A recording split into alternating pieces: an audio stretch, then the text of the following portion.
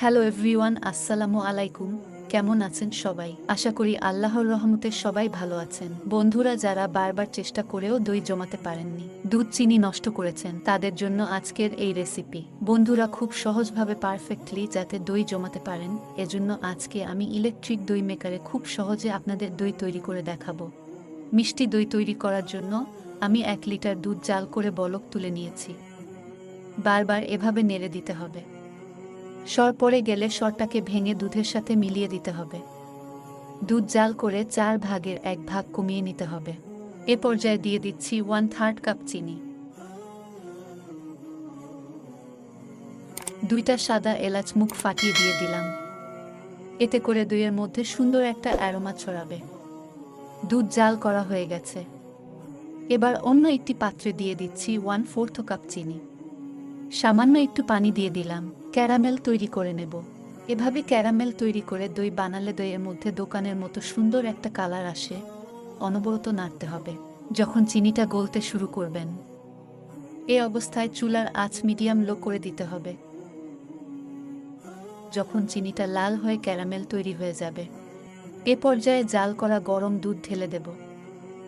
ক্যারামেলের মধ্যে দুধ ভালোভাবে নেড়ে মিক্স করে দিতে হবে। ভালোভাবে মিক্স করা হয়ে গেলে দুধ চুলা থেকে নামিয়ে নেব। এখন দুধ নেড়ে নেড়ে ঠান্ডা করে নেব। এখানে আছে 1 কাপের একটু কম মিষ্টি দই। এটাকে ভালোভাবে ফেটিয়ে নিব। আমি যেহেতু মিষ্টি দই বানাবো সেজন্য মিষ্টি দইটাই নিয়েছি। আবার আপনারা যদি টক মিষ্টি দই বানাতে চান সেক্ষেত্রে টক দই পানি ঝরিয়ে 1/2 কাপ নিয়ে নিলেই হবে। দুধ ঠান্ডা করা হয়ে গেছে। এখন একটা আঙ্গুল ডুবিয়ে চেক করছি। এখান থেকে অল্প দুধ নিয়ে এই দই বীজের সাথে মিক্স করে নেব।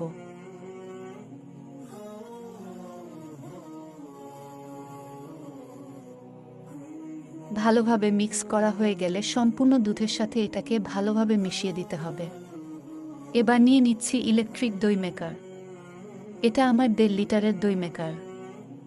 এটা 1 লিটারেরও পাওয়া যায়। দই মেকারের সাথে যে বাটিটা থাকে তার মধ্যে সমস্ত দুধ ঢেলে দিয়ে ঢাকনা বন্ধ করে দিলাম।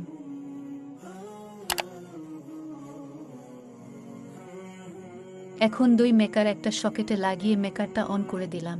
এভাবে আমি 7 থেকে 8 ঘন্টা রেখে দেব। এর মধ্যে এটার ঢাকনা খোলা যাবে না। 8 ঘন্টা পরে ফিরে এলাম। এবার ওপেন করে আপনাদের দেখাচ্ছি কতটা সুন্দর হয়েছে আমার এই ইলেকট্রিক দই মেকারে তৈরি করা দই। দেখুন বন্ধুরা, কালারটাও অনেক সুন্দর হয়েছে। দইটা পুরোপুরি সেট হওয়ার জন্য আমি ফ্রিজের নরমাল চেম্বারে 3 থেকে 4 ঘন্টা রেখে দেব। 4 ঘন্টা পরে ফ্রিজ থেকে দইটাকে বের করে নিলাম। আপনাদেরকে এখন পরিবেশন করে দেখাবো। দেখুন বন্ধুরা, কত সুন্দর হয়েছে দই।